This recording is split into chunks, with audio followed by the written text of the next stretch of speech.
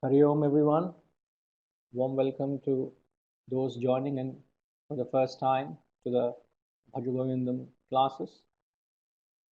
We have gone through 21 verses, a beautiful text with a fabulous message, a message for life and living.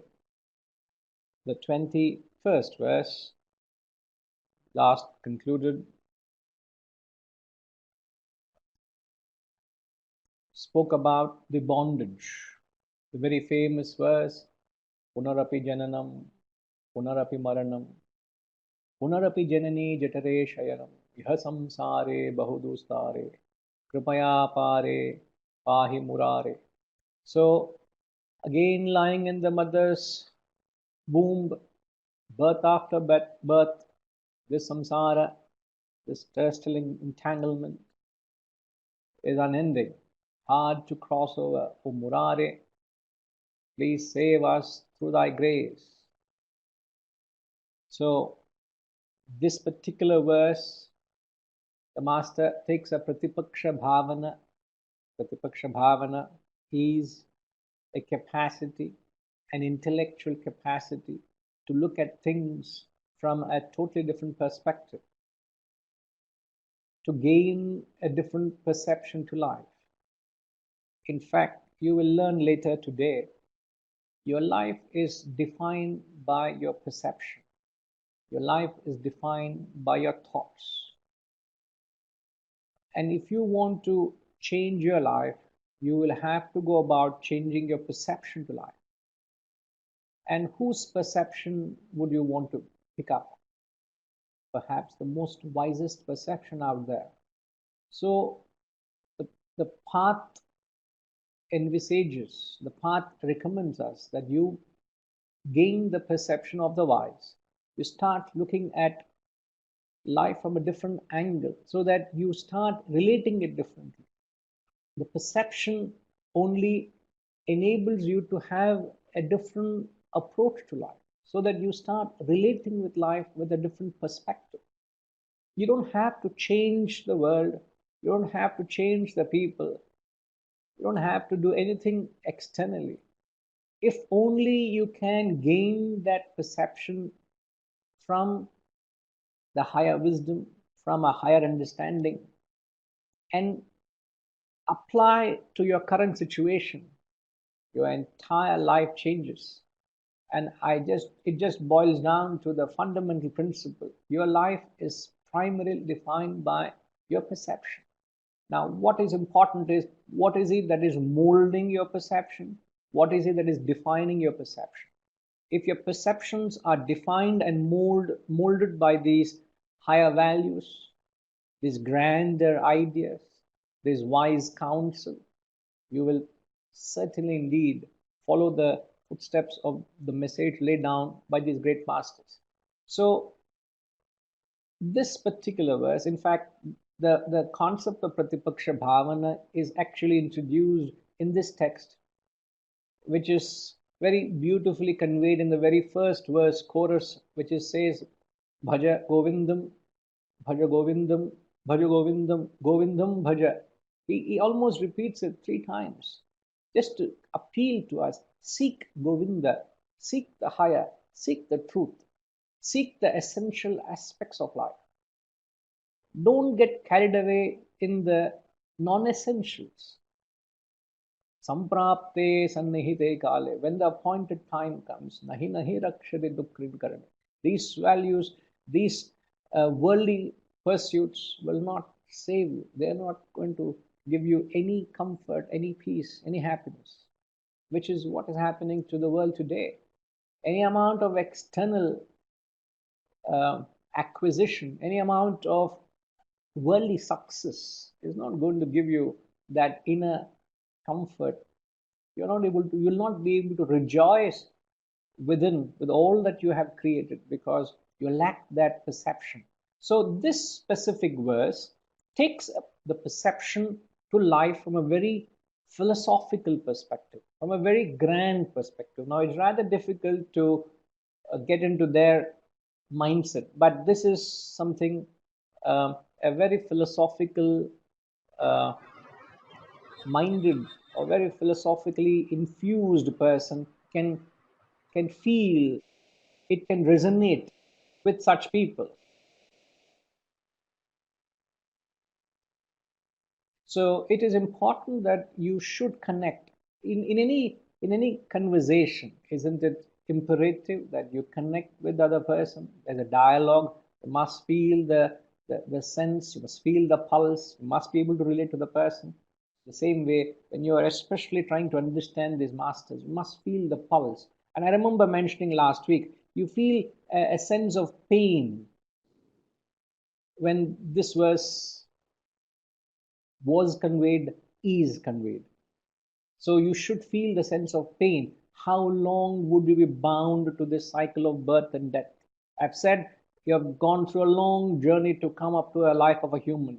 And a human birth is meant for the only purpose. We can go to that extent. The only purpose is to unfold yourself, is to know yourself, is to realize yourself. Any other engagement other than that, the Shastras say, Mahati Vinashti, Iha Chetavedi Data Satyamasti, Nacheti Havedin Mahati Vinashti. So I'm just giving a quick recap of what was said in the 21st verse. So with that perception, he leads us into the next verse where he talks about the path to liberation. So let's chant verse 22. रथ्याचर्पट विरचितकण्ठः पुण्यापुण्यविवर्जितपन्थः योगी योगनि योजितचित्तो रमते बालोन्मत्तवदेव रथ्याचर्पट विरचितकण्ठः पुण्यापुण्यविवर्जितपन्थः योगी योगनि योजितचित्तो रमते बालोन्मत्तवदेव. So as I've said in this verse, he gives us the path to liberation. 20th verse gives us the actual path. 21 gives us what happens if we don't follow the path. And here he says it takes you to that very liberation. Here the verse translates, the sage, I think there is an error in the translation, so kindly disregard it. I shall read it out for you all. There's an error there. So the translation reads, the sage who wears a godhari, a patched shawl made out of street rags. So he who wears a shawl made out of street rags, whose path transcends both merit and demerit. Punya, apunya, vivarjita pantha. If you ask me, this is the crux. This is the crux of the verse. Punya, apunya, vivarjita pantha. I'll explain soon. And then he says, whose mind is established in yoga, yogi yogani yojita chittaha. In yoga means he who revels in God consciousness is like a child, balon mattavadeva, balavat unmattavat. So he's like a child, he's like a madman. Okay, so just disregard the translation there, but this is the gist of the verse. So he compares a spiritually evolved person to a child, to a madman. In fact, there is another comparison. A spiritual man is compared to a child, balavat, madman, unmattavat, and thirdly, pishachavat. Okay, almost like a ghost. Now, don't be terrified by it. I'll explain what the implication is. Okay. Now, here he gives us the 3 principles. So how should you conduct yourself? So he says at the physical level, he wears a shawl made out of street rags. Now, maybe if you do that, it might be a new designer thing. I never know what we don't know what will really click today, isn't it? You find the most opulent people, the people with fashion and trend, they wear torn garments. How ridiculous it sounds. I mean, the something which is tattered and torn is the in thing today. So, and that's what perhaps this man is. You wear a shawl made out of rags picked up, and perhaps it could be a new style. I do not know. But what it means is a person who lived his life on barest minimum.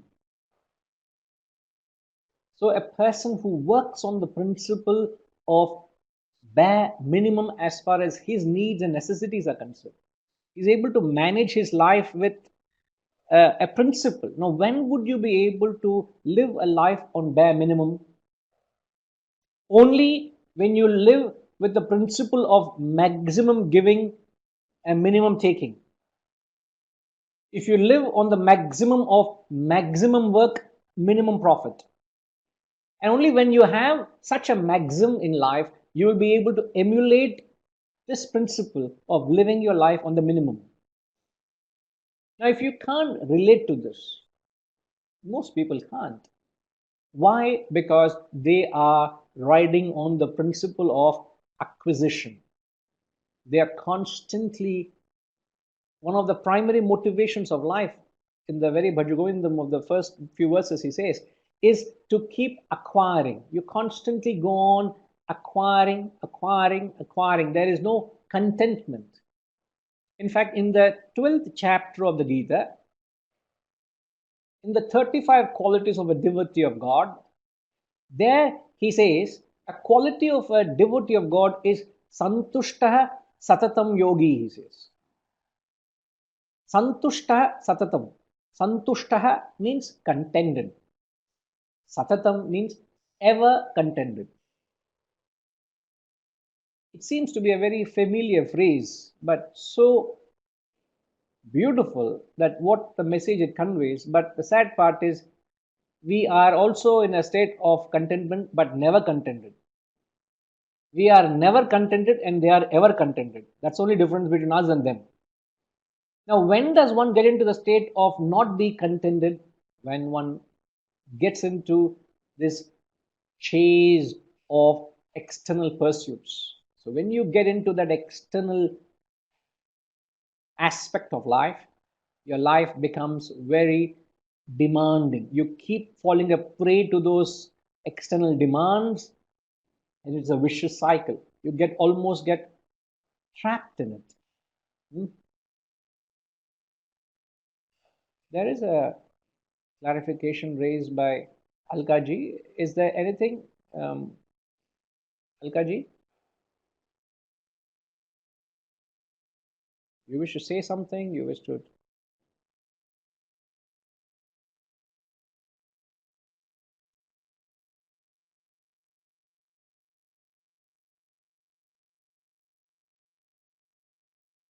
Or have you pressed the button inadvertently?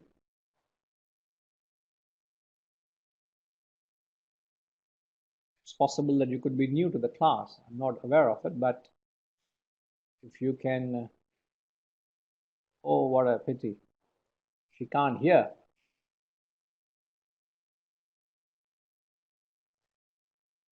Tinky ji, just maybe if you can connect with her, or um, it it is something to do with some kind of an audio at her end. I'm afraid at this point neither me nor anyone can hear could help.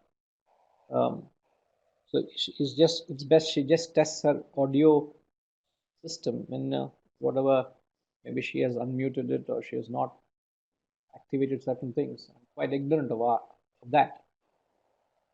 That's possible. She could log out and log in back. Okay. I'm sorry for the disruption, um, because it's always very. I can carry on being unmindful of someone needing help.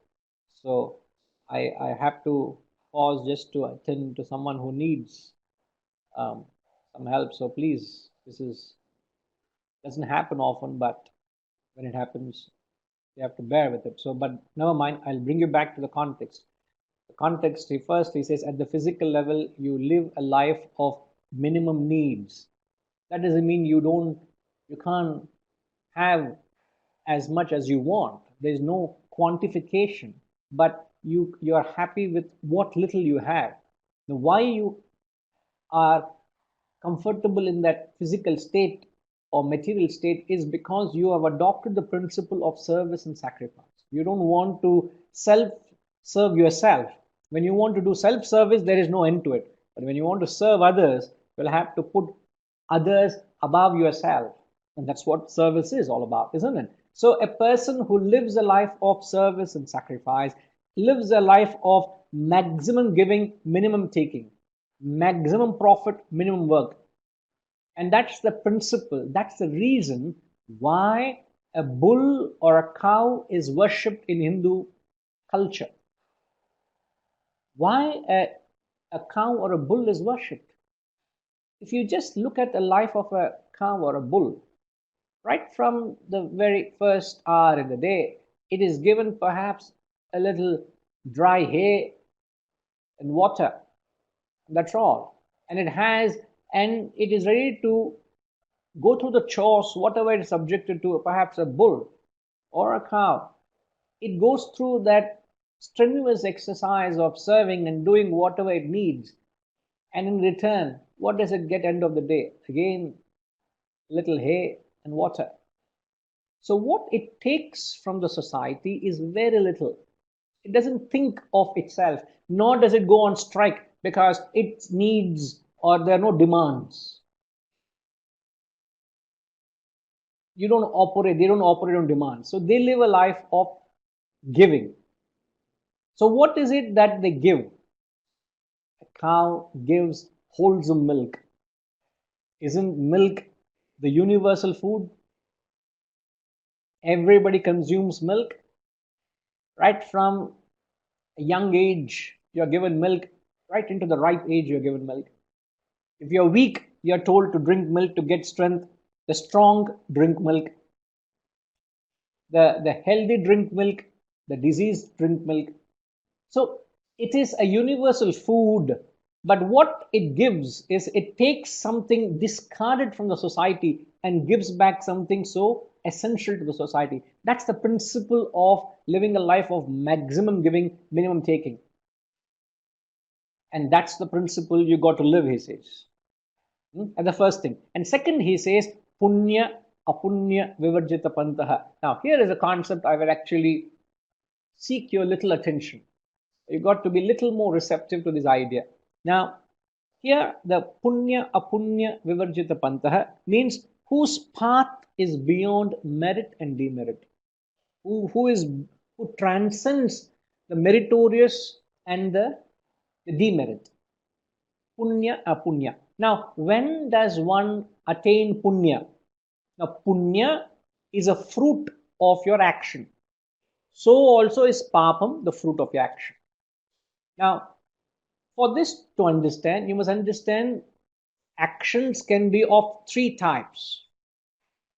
Any human being, for that matter, can perform three types of actions.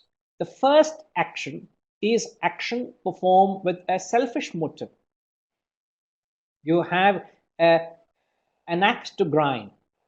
You have a very clear agenda. You want to do it with the sole purpose of gratifying your own personal, selfish, self-centered ego. There is a hidden agenda. There's a very clear objective in that. You want to do it only for your own purpose. So those actions are known as selfish, self-centered actions. And those actions, as you know, the law of life is any cause has an effect. Every action has an equal and opposite reaction. That's the, whose law is that? I'm a little poor at science, huh? Please, you got to help me out here. Who said that? Only thing I remember is it said. I don't know who said it.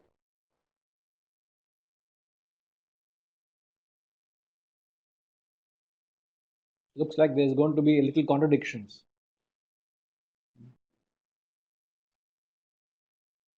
Huh? So Newton's, is it the first law or the third law? So please, that's the confusion.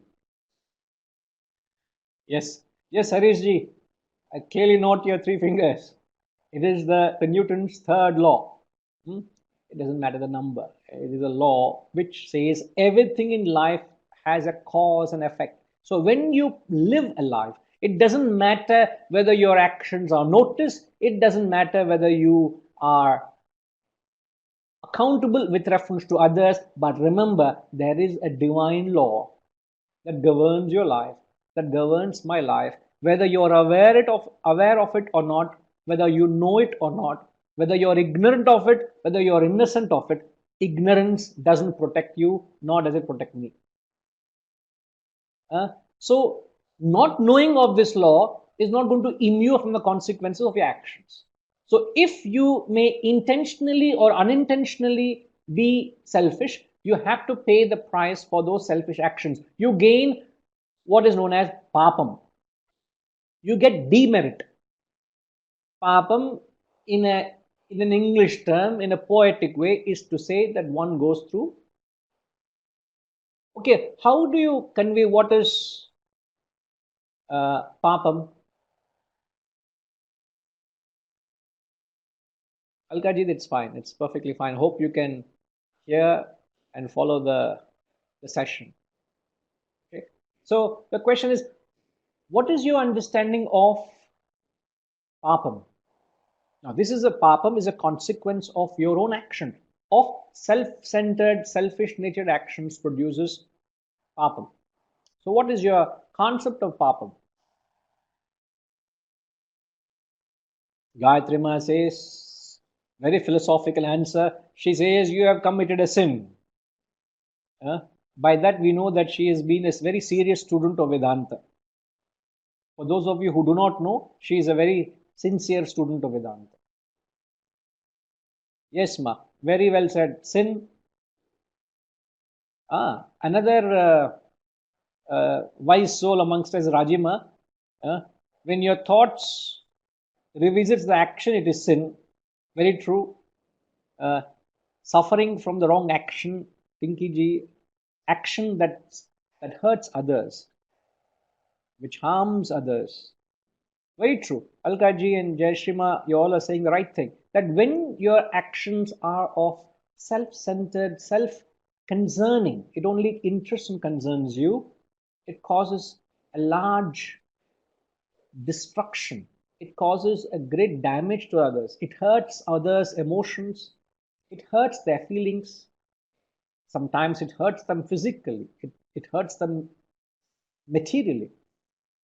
It hurts them intellectually or spiritually. So when your action hurts another person, what it does to you is it causes mental agitation. You go through a certain level of mental agitation, trauma, you go through suffering and sorrow. Now, remember, it doesn't matter who is instrumental for it. As long as you experience it, it is because if I go through certain pain in life, it's because I deserve it. It could happen through a known source, it could happen through an unknown source. Doesn't matter. But it happens because I deserve it. Let's say I meet with an accident and I fractured my leg. I'm driving on a two-wheeler and I have a freak accident.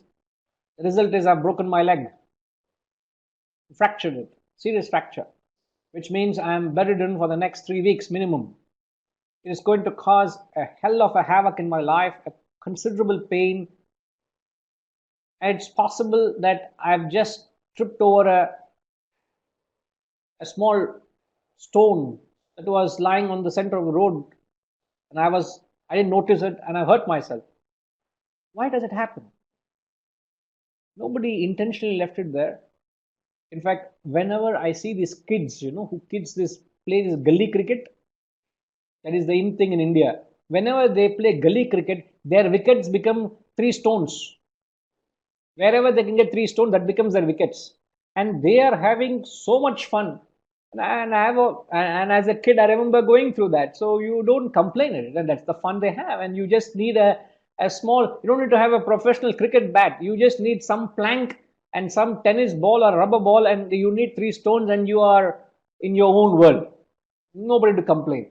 But what happens is these kids, after they have fun, they just leave those stones, the wickets, they're precious wickets, as it is on the center of the road. And that could be very dangerous for two-wheelers, or for that matter, it can be any danger to anyone out there. So it could be innocuous thing like that. But the fact that I suffer, I can't blame them. I have to blame myself. It's the fruits of my own action. That is papam. Selfish actions, you go through papam. Now, the second level of action is when your actions are truly sacrificial. You go out of the way with the spirit of service, with the spirit of sacrifice, even if it means you have to do a lot to benefit others, to lift others from where they are, whether be it physically, whether be it materially, whether be it intellectually, whether be it spiritually. Now, I'm into an institution, I'm into a work which I need to bring out this spiritual understanding, this wisdom. To what length can I go to invoke that spiritual wisdom in me so that I can part this Atma Vidya to you all? To what length would I go? I would go to any length to invoke that wisdom so that it can be parted. But what you got to understand is even in an unselfish action, there is a motive, there is a desire. You understand? So when you act with an unselfish desire, again there are fruits of those actions. You get what is known as punya. And punya, and what is punya? Now, since you all have answered papam, it shouldn't be difficult to answer what is punya. What is punya? You get punya when you serve others, when you're sacrificing yourself for others' well-being, just like a cow or a bull. So what is your understanding of punya?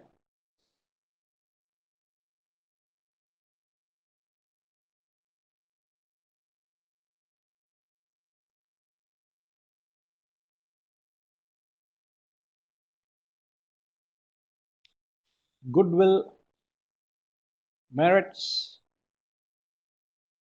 There are no expectations from the action. No. There are very much expectations. Unselfish actions, there is a motive. That's why I clearly defined it. Selfish action, there is a selfish motive. Unselfish action is unselfish motive. You want to help others. There is a clear agenda that you want to serve them. Very much actions that help others. Alkaji is saying that the actions that help others. That's what I'm saying. But when you do unselfish actions which help others, it rewards you. You enjoy a certain fruit, as it is said a little earlier. Somebody said it gives you immense happiness. It's a great amount of joy or satisfaction. It's a great vibe when you do sacrificial work. I do not know whether you can experience it. There's a great joy in the life of giving. And you can go through it and experiment it any time in your life. You will be able to uh, uh, watch sake for yourself. You don't need any guru. You don't need any scripture to tell you this. I'll share some so innocuous experience in my life. I used to go with Vijaya to the market, you know, um, especially in Malaysia. I used to take her to the market, and there used to be a specific shop we used to go. They used to have this evening markets, and we used to drive 10 minutes and get there and uh, pick up all the necessary vegetables you need for the whole week. And you will find people, let's say it costs in Malaysian dollars, I'm saying, let's say it costs for the whole shopping, it costs you $63.70. And people will bargain it and say, round it off to $60. and that fellow needs business, so he will say, okay ma, give me $60. And then after that they'll say, uh, give me that karvapule, give me that curry leaves also. So because he doesn't want to hurt them, he'll just take a bunch of it and give to them. And I'm standing and seeing all these ladies doing the shopping, and seeing the reactions of these people. And after that lady leaves, that fellow is cursing them. பாருங்க, $3 கொடுக்க முடியாத, $3 also they bargain, and upon that they want it for free, this also. And those people are driving luxury cars. I see that lady has parked the luxury car just corner there, and she walked, and I'm only, this is entertainment for me. I'm not doing, I'm the driver. I take Vijaya there, she's shopping, and I'm just standing to the roadside and watching all this drama going on. It's a lesson for me. And as a principle, I used to tell Vijaya, wherever you go, if it is round figure, we always round it up the higher end. If it is, let's say, for example, since I've taken the same example of $63.70, I'll say round it off, give $65 and say, keep the change. I don't want that. That one ringgit, whatever change, I said, never mind, keep it. I always used to encourage her, do that, never mind. And the moment you do that, that fellow's eyes lit up and say, what? You don't want the change back? You're giving me more than what I have asked? Believe me, you must look at the smile on his face. Just for $1, so much smile on the face. And believe me, he remembers you next time. Enamma, nalla irukingla? Are you well? Enna sir? Welcome, welcome. Enna venum sir? This is a better thing. Idu edungo. Oh, you want tomato? I have a better one. He will give you a better one to you. For what? Just you have given that $1. Not that imagine if I had done that everywhere I go. Wherever possible, little I give $1, $2, 2 ringgit, Malaysian ringgit, I mean, whatever, if it's rupees or wherever it is, just practice that art, the joy of giving. And the joy you have in giving, and the joy it creates in others in giving, and it doesn't make me a pauper by any means. But yet, the vibe, the joy it creates, the happiness in you and others, you must taste it. Experiment on it. Don't have to do it grudgingly, but take it as an experiment and do it. Just go about with that. It is not quantity, please. I'm telling that spirit of giving. Look at a child who distributes or shares what the child has. Gives with a smile, gives with a joy. And look at a child which doesn't want to share its things with its own siblings. It's mine. Mommy is asking for my pencil.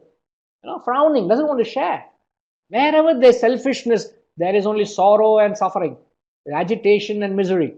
Where there's a joy of giving, there is peace and happiness. This is the law of life. You can't change it, I can't change it. You have to abide by it. I have to learn to live by it. This is what the Shastras are saying. Now, this is easily understandable. What the text is saying, punya, apunya, vivarjita pantaha. Here is a path which is devoid of merit or demerit. Things are very easy so far. But here he says, you must adopt a life which is free from punya or apunya. Take the royal path, the path in between the two, and that is known as the path of selflessness. This is the third type of action where actions are performed without a desire. Selfless actions or desireless actions. It is not spelled out as clearly as it is spelled in Bhaja Govindam. Nowhere is it spelled.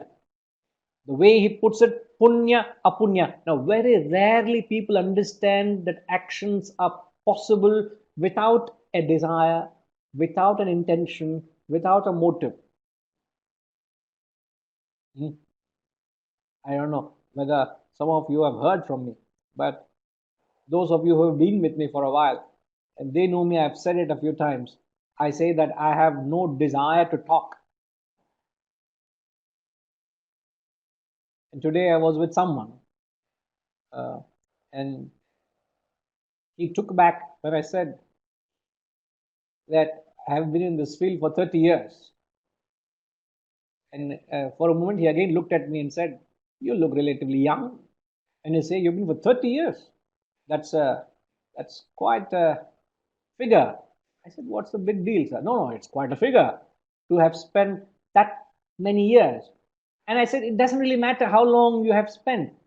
And what I'm saying is, I'm constantly in some capacity, I'm sharing these ideas, whether it be a classroom like these, whether it be a phone call with someone inquiring, or somebody messages you and says, Guruji, what is this difference between that and this? Can you help me? I got a message something like this morning. What is the difference between this and that? You have to share. So you are constantly taking the position of giving this knowledge, and yet I must say, I don't have a desire to talk, and yet I'm constantly talking. That is known as desireless action. Now, this is possible to any action that you perform. It's not with reference to this. Now, interestingly, this very action can be done for a selfish purpose. I could have a very hidden motive in it. This very action can be done with a pure motive of serving you all, or this very action can be done without a desire to speak. And yet I'm speaking, and that's the contradiction here. Then you may ask me, sir, then why the heaven are you talking? I wouldn't want to use hell here, no? Why are you talking, sir, then? Why did you choose to talk? I only talk because I have an obligation. I'm obliged to do it. I have a bounden duty. I'm doing my karyam karma. This is what the Shastras say. Karyam karma karotiyah. Sa sannyasi, sa yogi, na niragnirna chakriyah. Who is a sannyasi? Who is a yogi? He who does his bounden duty. Karyam karma. So sweet. It's a melody to the ears. This particular verse, in fact, every verse is melody. But the way they say this verse, Karyam karma, do whatever your duties are. If you're a cook, cook. If you are a carpenter, do carpentry. If you are a managing director, manage what your business you got to do. You're a driver, just drive. If you are a garbage picker, pick up your garbage. If you're a butcher, chop. If you're a cleaner, clean. If you're a speaker, speak. That is your dharma, man. Why are you complicating life? When you go out into your garden, into your backyard, and you see the beautiful birds, they're chirping, and there's clouds, the clouds are pouring rain, the sun shines, the flower blooms, the flower gives fragrance. A simple question you ask them. When the bird chirps, when the bird sings, does the bird have any motive? When the flower gives fragrance, does it have any motive? When the sun shines, does it have any motive? So selflessness is to act without a motive, without that inner malice, that inner sin, that which creates sin or a stigma or an impression or a desire or a vasana is that inner thought. So desireless actions is the royal path to godhood. So here he says you must live a life performing a path beyond merit and demerit. And that is, those are the actions which take you to the self. Those are actions which are evolutionary. Merit and demerit, these actions are still binding. Now, what is the title of the verse? The title of the verse is Path to Liberation. So each verse has got a title, if you can notice it. So what is it that gives you liberation? Desireless actions. Selfless actions, not actions with a desire. So as long as possible, try not to act on a desire. Do what you ought to do. As a mother, as a father, as a teacher, as a neighbor, as a citizen of a country, as an employer, as an employee, whatever you are, you have a role to play. Just play a role. Just do your karma. And the very fact of this is very beautifully conveyed. If I've asked this question, for those of you who know the answer, please hold back. Let others who are hearing for the first time, please feel free to attempt. Now, I'm only questioning not to test your understanding, but just to draw it from you. That's the very principle of learning, isn't it?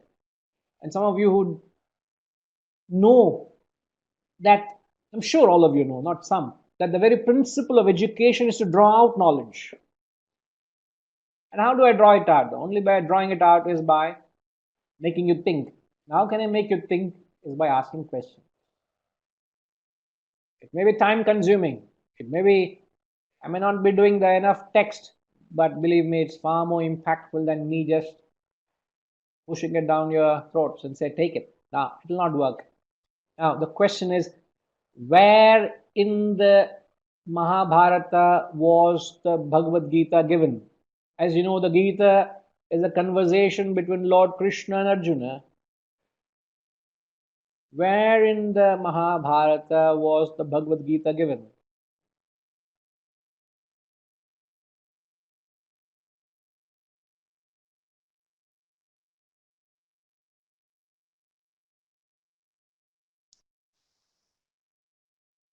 Ramaji says battlefield. Jai Shri Ma says Kurukshetra. Harinima says at the battlefield. Kurukshetra. The question is, where in the battlefield was the knowledge given? And you all are saying Kurukshetra. I'm not asking when was it given. Obviously, it was given before war. That's the story. I understand, and you are right. But my question is, where in the, many a time we don't understand the question. We just give answers. So please, I appeal to you all, carefully examine. The question is very simple. Where in the battlefield was the knowledge of the Gita given? What is the center? What is, am I to draw imaginary answer center na another? Tinkima says, first verse. No, the Gita begins at the first verse. Vijayama says, before the war. Arjuna confused whether to continue the war. Correct. He didn't even start the war. Forget continuing. Arjuna was reluctant to fight. Very true. I don't. You all are right. But I am only trying to convey the deeper meaning of what is punya and apunya. Lord Krishna gave the Gita. Thank you. We were a little confused. We didn't know who gave the Gita. No, you're not wrong, ma. I think to what a little earlier somebody said center. Amar puts it the right way. The knowledge was given between the two armies, isn't it? Even if you look at that very famous portrait of the Gita, you would find the armies are arrayed on both sides, and the chariot, and Krishna standing, and Arjuna kneels down with his palms folded, looking upwards to Krishna, suggesting a total surrender and reverence, and says, Krishna, please teach me. So Krishna taught the Gita to Arjuna in between the two armies. In between the two armies. I know, Jai Shrima, I know you meant that, but in center. I know you conveyed that correctly. You're right. Your thinking is right. In between the two armies. No? Now, what are the two armies? The Pandavas and the Kauravas. The Pandavas are what do they symbolize? All the punya, unselfish activities. Kauravas are the negative forces, the papa, which is the selfish. So, you can only gain the wisdom of the self. You can gain Atma Vidya. You're well on path to liberation when your actions are free from selfish or unselfish. You're neither interested in doing good, you're neither interested in doing bad, you're only interested in to get yourself. And only selfless actions get yourself. Every other action is binding. Got to understand this and try to raise the bar to reach that level of selflessness. Try to purify your motive. Gross motive is selfish, little purer motive is unselfish, selfless is no motive at all. Difficult to get there, but the only way to get there is by refining your motive. That's what is meant by transcending merit and demerit. And then he says, whose mind, yogi, yogani, yojita chittaha, whose mind is established in yoga. Now, where is your mind established? Rajima, if I can get your feedback, Where is the mind established in general? To the sense objects available in the I outer mean the world, layman's mind. Guruji.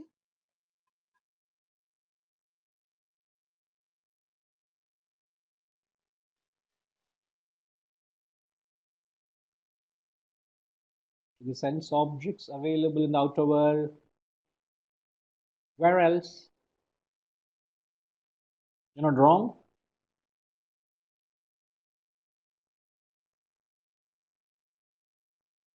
Alkaji says correctly so. The worldly matters. Those matters matter most to a mind which is interested in them. So the mind is very much caught up in the worldly things.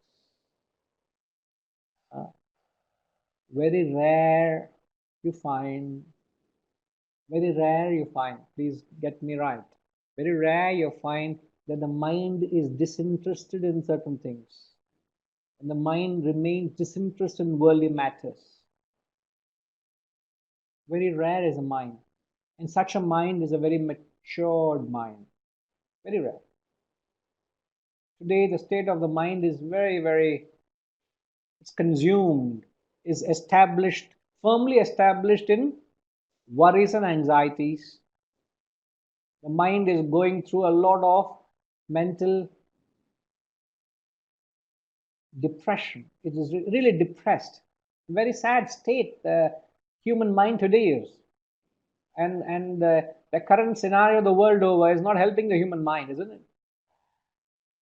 A lot of dilemma, a lot of confusion. Don't know what is right, what is wrong. To be or not to be, that's the question. Harishi, a little bit of Shakespeare, sir.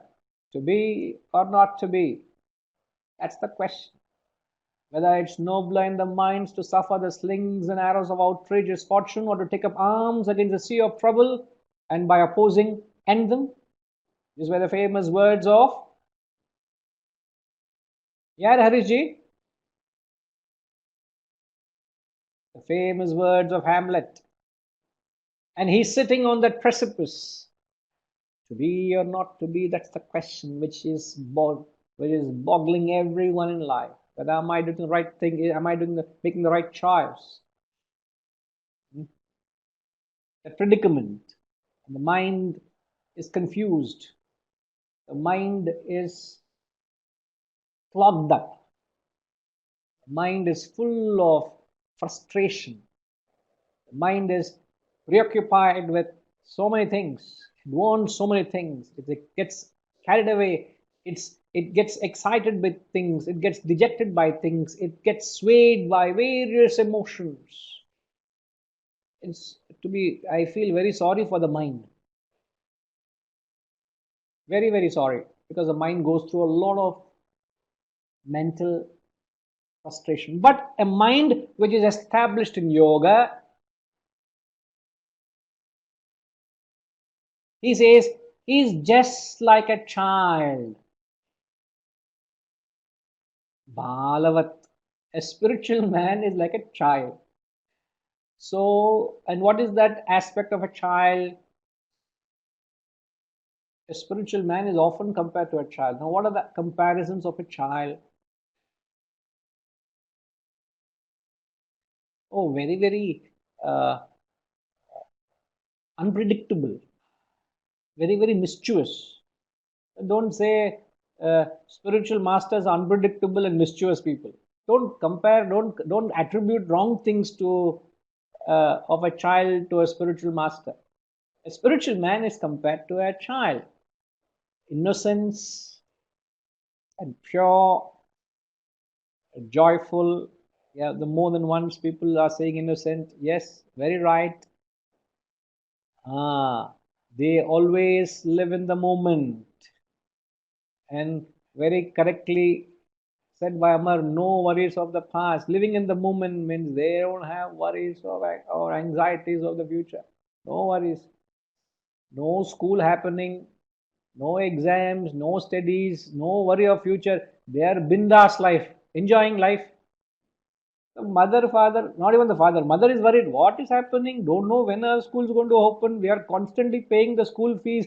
Don't know whether these kids are going to go to school, whether they're going to complete the exams, will they go to write the exams, what is going on. Worried, but the kid has no worry at all. Enjoying life. It's an extended summer holiday.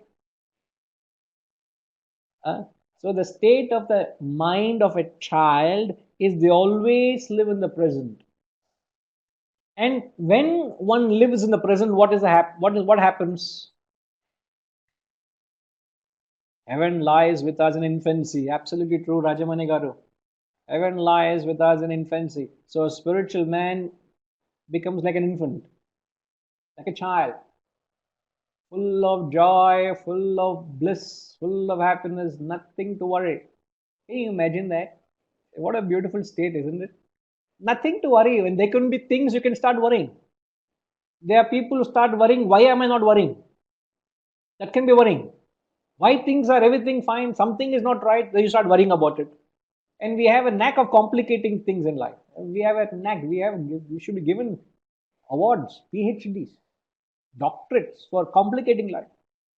I don't understand how is it that we go about complicating it. Life is so simple. Why do you have to complicate it? Is it not life should be lived to the fullest? Is it not life meant to give you that happiness? But why can't you experience it? It's all because of your own mind. So you believe it or not, it just boils down to that. So when one lives in the present, what comes out of it is immense energy. There's so much of energy, there's so much of energy at your disposal, you don't realize it. I'm not trying to advertise it, but I'm just trying to be factual. Those of people who know me, my day begins at 4 o'clock in the morning, and uh, it is very predictable what I do because of my certain discipline and the life I lead. I've led for so many years. And what come may, believe me, what come may, I have to give myself that little nap in the afternoon.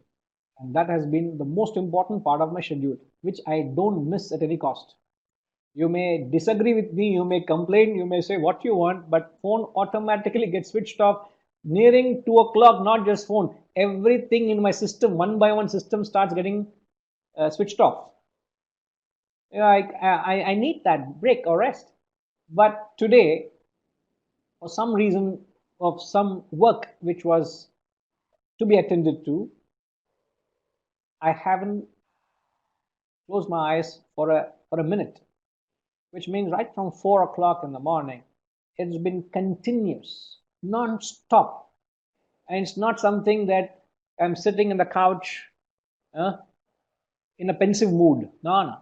You're literally on the go, taking decisions, talking to people, doing things, whether it be sending a mail or whether it be attending to work or whether it be in front of you and talking this knowledge to you all. It is conscious work. It is very demanding. And if you ask me, am I tired? Do I look tired to you all? This is the secret. There's nothing in it is mine in it. I'm only trying to tell you. Perhaps the best example of what my day was today is to just tell you, when you live in the present, you have so much energy. Is exactly like that. You look at a child, a little fellow, thin, hardly eats anything. From morning he gets up all the time, running, running, running. So much energy that fellow's got. In fact, the mother says, hardly that fellow only eaten a banana for breakfast. Look at him, so much energy he's got. So much energy he's got. He's not able to contain that fellow. You can't hold that fellow. So much energy. Where you have, what happened to all the energy you have? Hmm? You get tired so soon. You get tired very quickly. You don't take a break, you break. You break down because you don't take a break. So you need a break because you have to carry on. Otherwise, things can't become manageable. You can't manage things. You have a weekend, you have a vacation, you need to have a holiday. Now you can't think of going for a holiday. What I'm trying to say is the mindset. So when your mind is consumed with worries and anxieties, it drains your valuable energy. But when you harness them, when you plug those channels of mental dissipation, just plug them off. Just avoid those avenues of mental dissipation. You'll find there is so much of energy that is there at your disposal, valuable energy. You find you are energetic, you are able to produce more, you'll find yourself, you are reveling in peace. So the secret of finding peace and production, which everybody wants to be successful, at the same time they want to be peaceful. Those who are all the success in the world, they have all the worries in the world also. You know the very famous words, Harishi, you know the very famous words of Macbeth?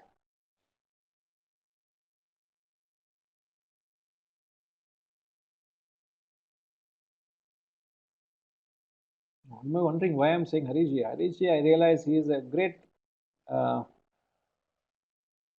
orator. He has by hearted volumes of Western literature. So he is my guru in that sense. That's why I'm asking him. Only thing is, I have not done enough to deserve his teachings yet. So I am still requesting him to give little teachings. Yes, sir. Public la na confess pandra, sir. Please teach me, sir. Where in, sir? Please, sir. No? Dayachesi. There is this beautiful Telugu word, Dayachesi, for please. I don't know what's the literal translation of that. Huh? Yes, Harishji.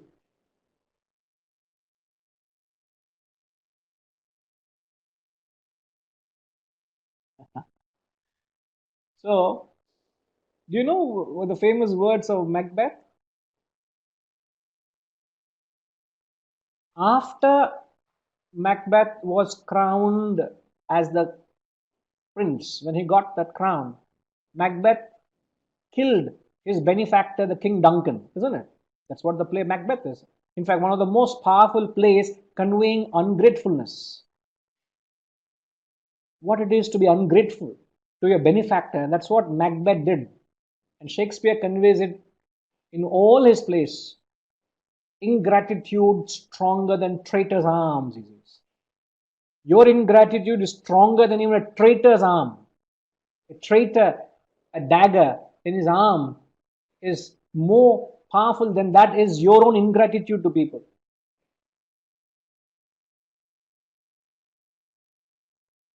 Murthy Garu is saying, if it were done when it was done, then there better be it were done quickly. Fair is foul and foul is fair. Yeah, these are all very beautiful sayings, though. In the context I'm just referring to is the famous words of Macbeth. He said, uneasy lies the head that wears the crown. He wore the crown and his life became uneasy. I'm quoting this in context of people, they have all the success, they aspire for wealth and name and recognition, following, status, power, everything they have. And the moment they have it, they don't have the capacity to handle it. It gets to them. They can't handle success, they can't handle name, they can't handle wealth, they can't handle life. That high powered life they can't handle. And comes this great worries and anxieties. So, one who's able to handle his mind, live in the present, will find he's able to have enormous energy to produce. At the same time, you have all the joy and peace and happiness because that which drains you, that which causes that agony to you is cut off, which is worry and anxiety. So seemingly innocuous, familiar terms which is consuming your life. Right now, where are you? Where is your mind? I know I can't see most of you all.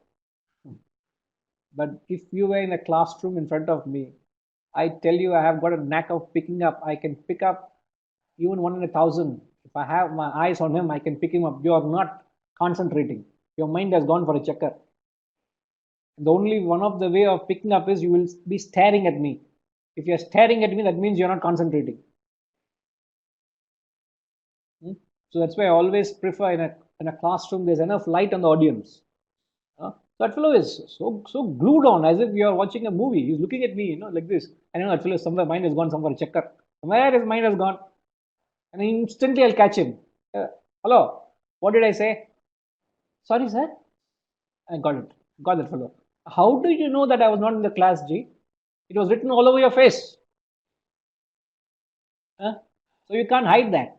So it is nothing difficult. But you just need to learn that art of keeping the mind in the present. And a child is blessed with that. He doesn't have. And as the child grows and then he loses that bliss or joy of life, and then he pays the price.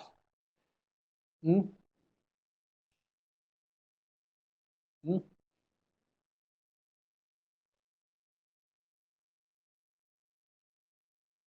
I'm sorry, is that King Henry the Fourth?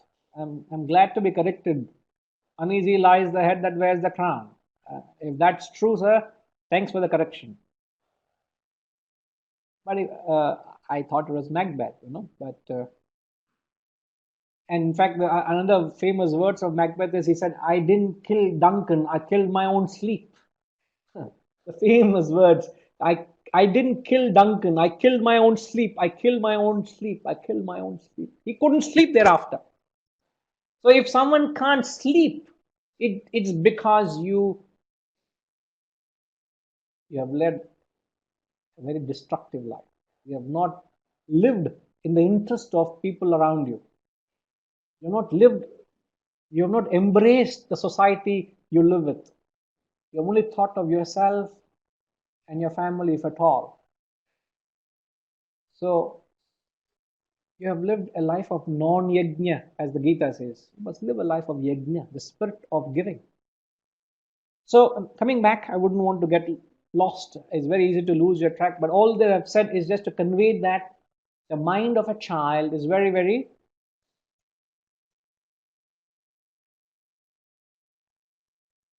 I don't know, very, very peculiar things happen to my computer. It decides which class to start sleeping. I don't know, some technical fellow must help me. Sai, if you're there, you must help me. I don't know, some sleep timer, what is there. In certain classes, automatically it sleeps off in 30 seconds. I need to wake him up. Hmm? So, but I'm happy to get the compliment from Alkaji. It's a wonderful talk, but I don't know, maybe the computer is feeling very sleepy today. Huh?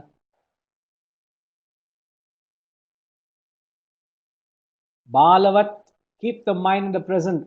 Unmattavat, a madman. Why do they compare a spiritual master to a madman? Why do they compare? A madman, if at all you're in a company of a madman, be careful. Because a mad fellow never thinks he's mad. So that's a sign that you are mad.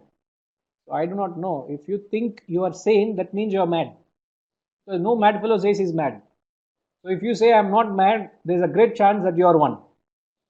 So I don't be caught up in these words, but just be a little careful. But if at all you're in company of a mad fellow, he will be he'll be talking to you, he'll be whining and dining with you, but for some moment suddenly he'll go off a tangent, he'll switch off and he'll go into a realm which you have had no access to. You can't relate to the realm where his mind has gone. Exactly the same way a great Mahatma or a man of wisdom is all the time with you.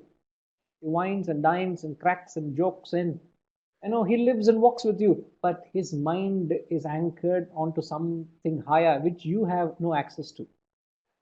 He revels in that conscious, superconscious state, as it were. He revels in that bliss of the self. He may be like a husband, he may be like a teacher, he may be like a friend, he may be like a son, he may be acquainted with you, he may share a laugh or joke with you, but his mind is anchored somewhere else. His thoughts are somewhere else. That aspect which you have no access to is compared to a madman. Don't go about extending beyond that example and say all spiritual fellows are mad fellows. And obviously they don't say they are mad. Therefore, this fellow is a guarantee mad fellow. Please don't conclude wrongly. And the most bad fellow is the fellow I'm listening to. And don't go about saying that. Huh? Unmattavat. And then it is not said in the context, a spiritual man is also said as a pishachavat. Pishachavat means he's like a ghost. Now, whenever you hear or see, one of the things I can't stand is I can't see ghost movies. I get very afraid. I don't know how many of you, what do you call those movies? Ghost movies, what do you call them? Horror movies. Horror movies. Horror movie, na, consider that is my samapti. That is, I've attained liberation. In the words liberation, I have got liberated. You want me to be liberated from this body? Put me in a horror movie. So there is a great fear. Now, why do they compare? This requires a little bit of thought. I would want to engage your minds. I've just got a couple of minutes more, but it's worth exercising your mind. Please think along with me. I know if you thought along with me for over an hour, you would have exercised your intellect. But you had the freedom to think what you wanted in between. But at least for now, please think along with me. The question is, why do they compare a spiritual man to a ghost? The comparison is you're afraid of a ghost. So why are people afraid of spiritual men?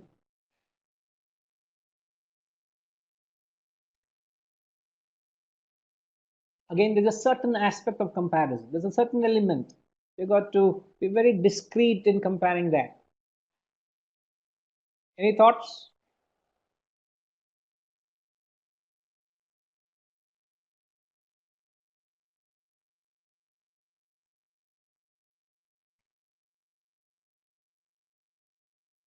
Can't understand his world. They are unpredictable. Ghosts? You seem to be answering as if you know them very closely. Ghosts are unpredictable. I can't understand their world, understandable. Unpredictable, I can't understand. You seem to be very predictable with their nature. Only when you are predictable with their nature, you say they are very unpredictable. Sometimes they're very friendly, sometimes they're very funny. That sense, I think. I hope not. Bold, you cannot perceive them. No problem. Murthy Garu, you're still with the mad part. We have just little moved on, sir. We have come to the ghost now.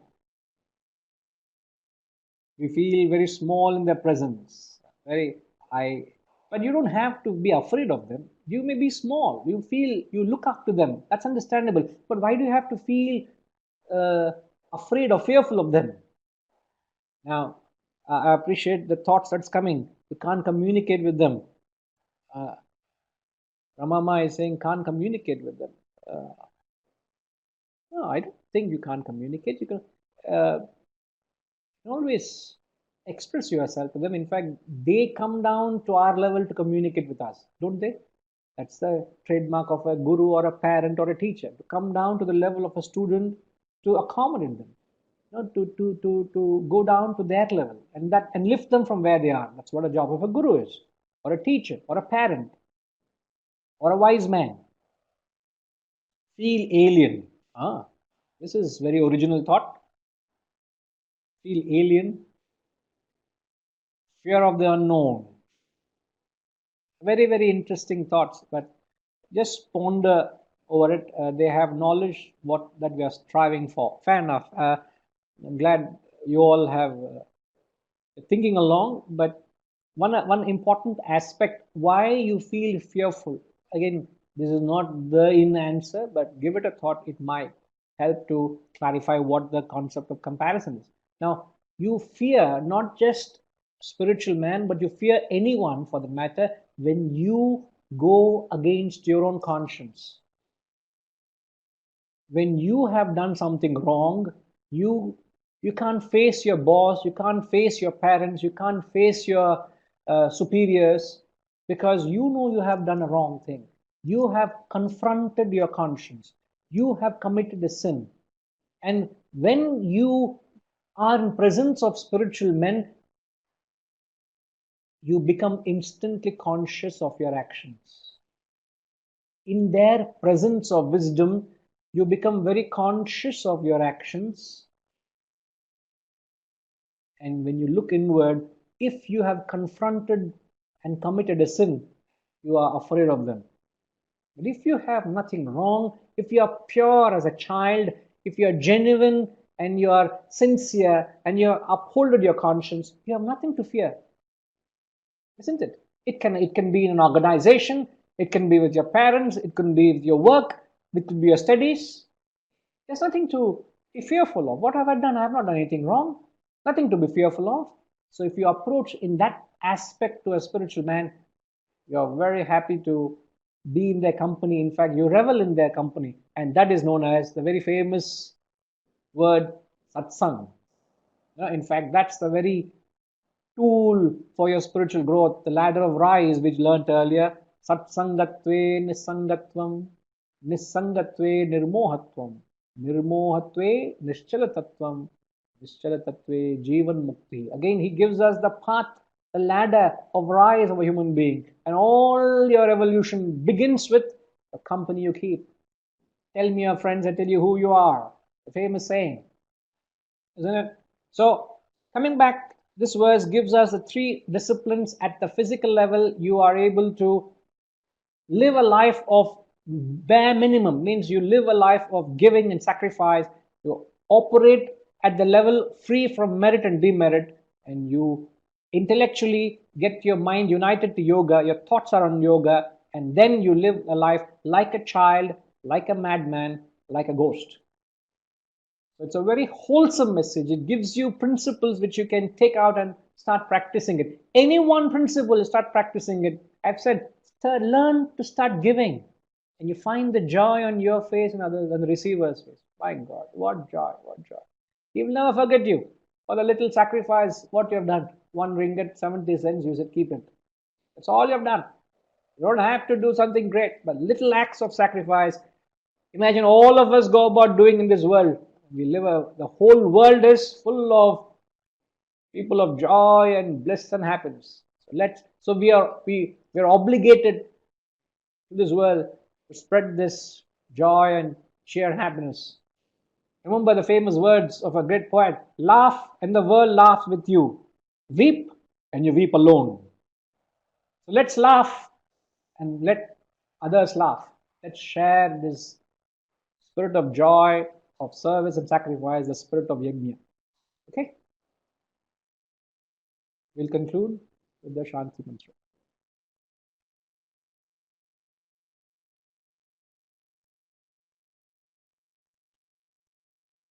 Om Purnamada Purnamidam Purnat Purnamudachyate Purnasya Purnamadaya Purnamevavashishyate. Om Shri Om Gurubhyo Shanti Namaha Hari Shanti Om. Shanti Hari Om.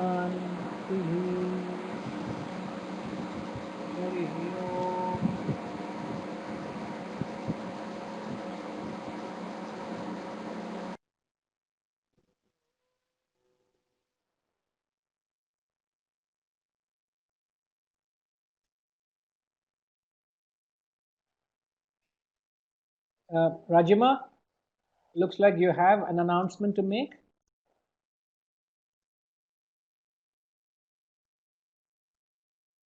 regarding the Guru Purnima. Would you want to share a word or two about it?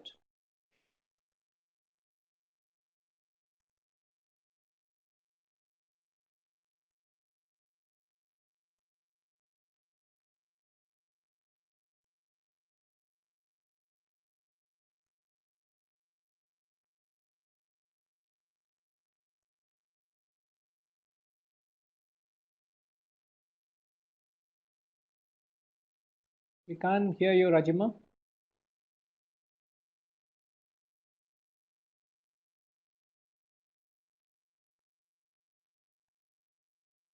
We can't hear you.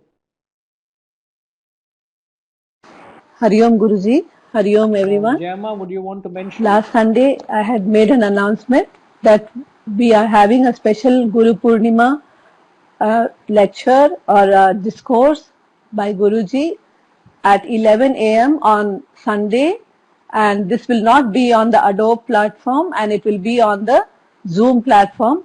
We have already received about 135 registrations, and we are really immensely pleased looking at the response and all the efforts taken by all the Sishyas in promoting this particular event. I would only request you all to kindly share your mobile numbers and your email addresses also in the satsang group, or whoever has referred you. You can kindly share your email address, because we want to create a database of all the email addresses and the mobile numbers, so that we can reach you when there is an appropriate occasion. So look forward to a very eventful Guru Purnima at 11 o'clock on Sunday on the Zoom platform, and log in 10 minutes at least before the event, and you have the Zoom ID and the password mentioned in the flyer. I will also mention it in the satsang group for anyone who cannot see the ID there. So if you have any doubts, you can reach us on the satsang group, and also you can note down my telephone number, my mobile number 8008 572525. I repeat, 8008 572525. And my alternate number is 94404 89089. I repeat, 94404 89089. Please don't hesitate to contact us in case of any doubt, and I request you all to promote this event and bring in more and more people, because this platform can actually handle that many people. So we want the registrations latest by Saturday, so that we have the numbers in order to cope up with the traffic. Okay. Thank you very much, and Hari Om.